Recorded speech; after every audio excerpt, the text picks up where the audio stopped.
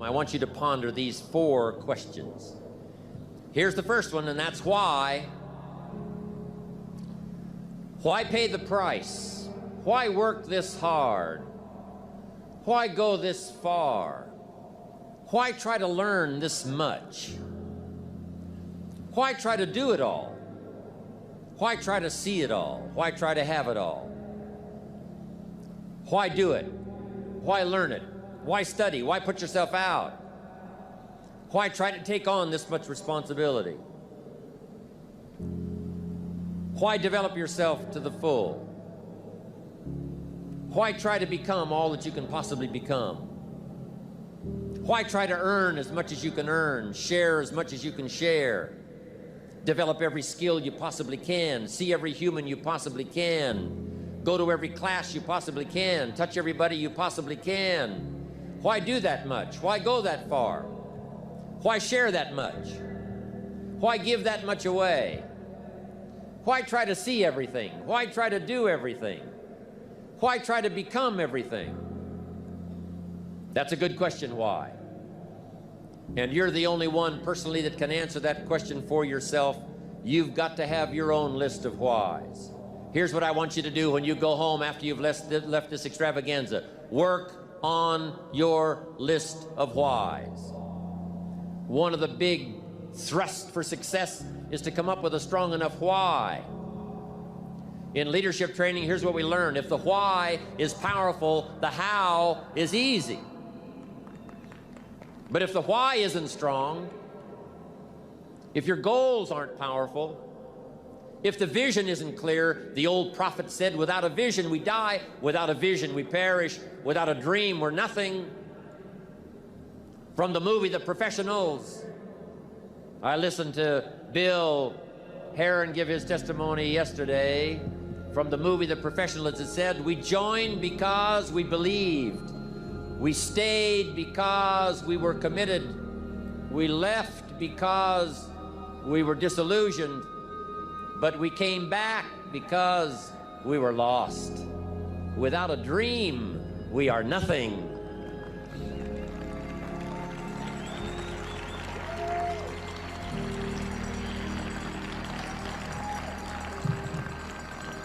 I'm asking you to sit down with your family and develop a dream strategy.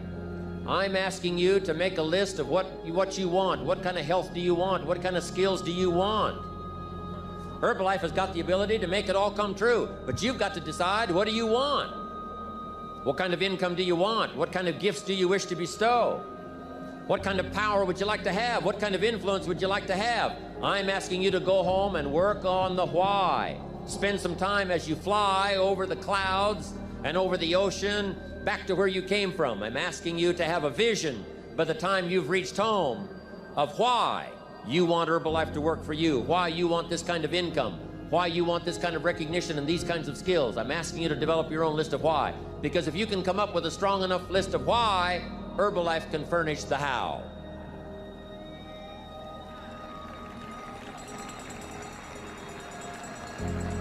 Now, here's number 2.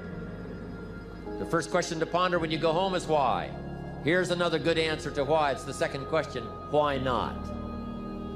Why not see how much you can earn? Why not see how much you can learn? Why not see how many skills you can develop? Why not see what kind of person you can become? Why not see what kind of influence you can have? Why not see how many people you can rescue from oblivion? Why not see how many people you can reach? I shared one of my goals with a group just last night. Here it is, one of my goals, to reach the peak of my skills by the year 2000. So I've got some work to do by the year 2000, turn of the century, turn of the millennium. I want to reach the peak of my skills by the year 2000. And then come the next century, I want to utilize those skills in touching every human I can possibly touch for the rest of my life. Those are some of my goals. I want you to establish some of your goals. I want you to give thoughtful consideration to your goals. And why not? If a farm boy can wander out of Idaho and finally arrive at this extravaganza, why not you? If Mark Hughes can walk away from the tough side of town and find a few people and make a dream come true, why not you? If we've got good health for many, why not the rest? If it's happened for you, why not others? And why not you? I want you to take that personal. Why not? Why not? You've got to stay here till you go. I mean, what else are you going to do? Why not see how much you can do, how far you can go? Now, here's number 3. Why not you? I wish I could say that to each of you individually, but it would take a couple of lifetimes to sit down and talk with each of you individually. But I would rather do that. I'd rather sit down and talk with you and your family with the fire burning in the living room than to be standing on this platform. That's my true desire. I'd love to talk to you and your children face to face. That's what I'd really like to do.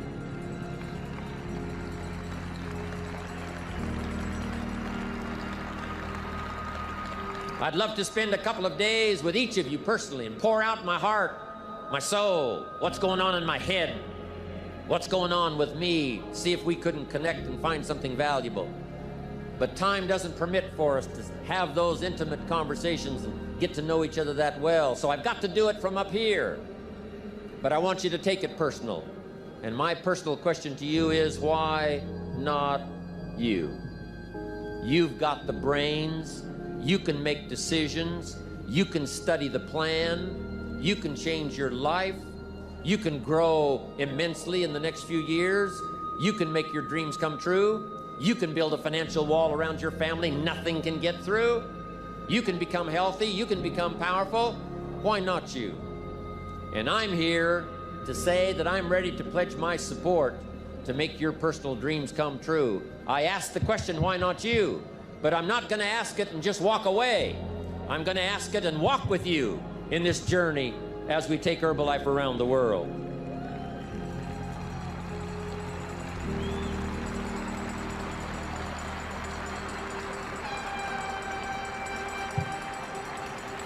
And now here's my last question. My very last question on the questions to ponder is, why not now? There never was a better time. Mark has brought Herbalife to an incredible mountaintop. He's brought Herbalife with the help of others who have brought it here. It has been brought to a special moment. Barcelona was special, and Orlando was outrageous. But I'm telling you, this extravaganza has been the most awesome thing I have ever seen. All of your cooperation, the way you have learned and listened and worked hard to get it all, I congratulate you for that. But Mark brought us here. And what a time now for us to take this dream and not let it die. Take this dream and give it life. Take this dream and breathe into it your own personal spirit.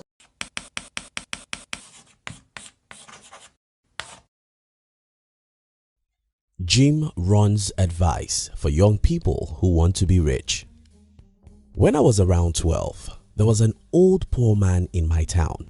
Oftentimes when I was on my way to school or returning in the afternoon, I would see this old, rejected and depressed man coming from or going to the farm. His clothes were always dirty. He walked slowly because he was probably in his late 70s and he rarely smiled. Whenever I saw that man, I would tell myself, I would rather die young than to be old and be like this man. So at the early age, I was lucky enough to know that if I run away from difficult situations when I'm young, I'll do difficult things when I'm old. I will share with you some other details about this story as I try to challenge you with one of the best advice of Jim Rohn, which I believe can make you rich. Now, if you're new here, consider subscribing so you won't miss other interesting videos like this. Here's the thing. Out of many advice given by Jim Rohn in his 79 years lifetime, I think the most important of them is you must suffer one of two things: the pain of discipline or the pain of regret. Don't be mistaken about this. You've got no escape route. In your life, you will suffer. In your life, you'll go through pains. In your life, you'll cry. But you have the choice. You can choose to suffer the pains that come from being disciplined, or wait for the pains that come from poverty, loneliness, depression, and failure. You must suffer one of two things: the pain of discipline or the pain of regret. Tomorrow is far. I once watched a young man on TV who was doing what was obviously wrong.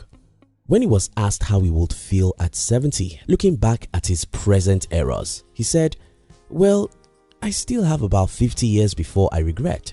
This sounds so stupid, but we all do similar things in our life because we think that tomorrow is far.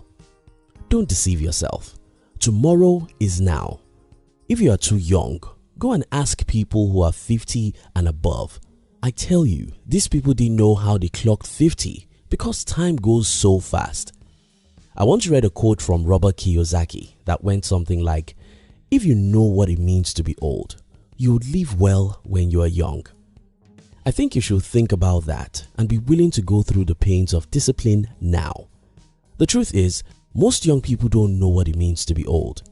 Being old means that many of your friends have died, many are sick so they cannot leave home, many are too old to even think of visiting you, so you are lonely. You may also have one or two health challenges which need a lot of money to manage.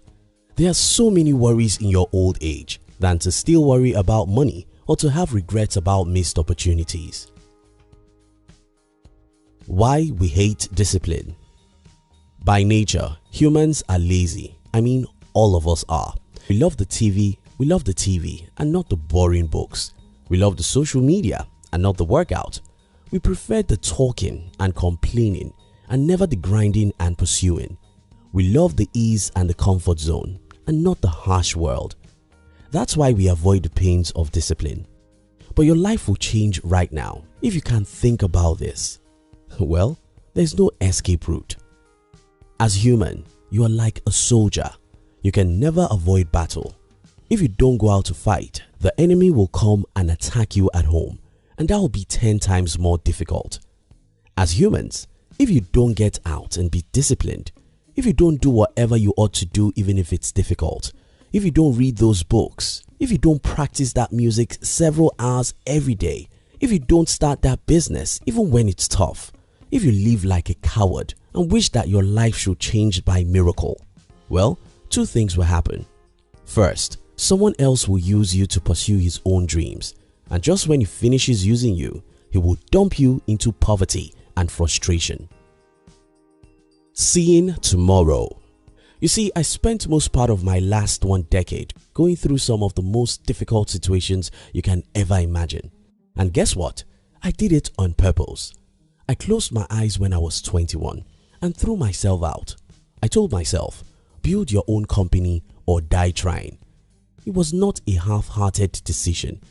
I had no space in my heart to make excuses or wait for a government to help me. I knew what was at stake, and that is my future and my life. I wanted freedom. I wanted a life of my own.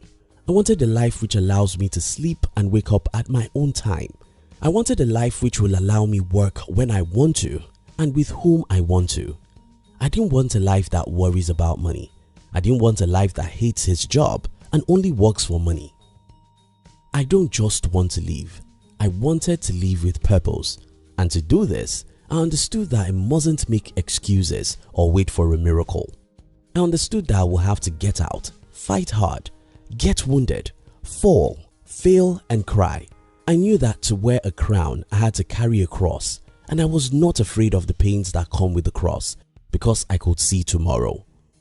Most young people cannot see beyond today, and that's the reason why they complain and make excuses.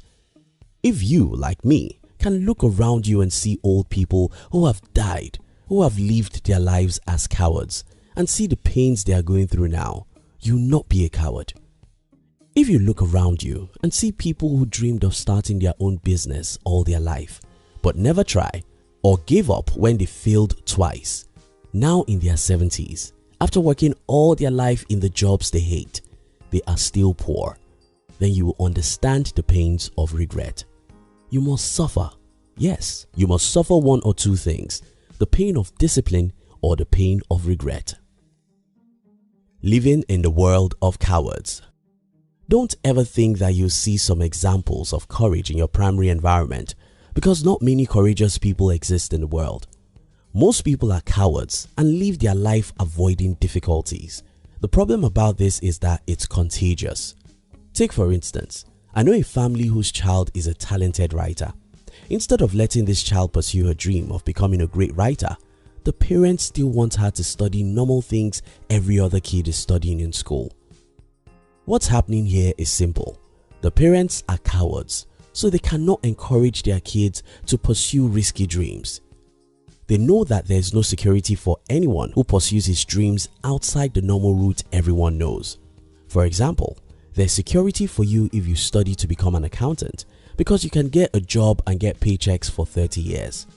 There's security for you if you study to become a lawyer, doctor, or an engineer. But there's no security for you if you want to become a musician because you may never become a famous musician, and that means failure.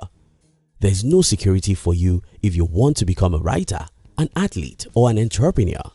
In all these, you are taking a great risk, and the natural thing to do in our society is to calm down and follow the path everyone is following, or have plan B. Plan B means that even if you want to be an entrepreneur, go get a degree first, so that if you fail in business, you can easily get a job.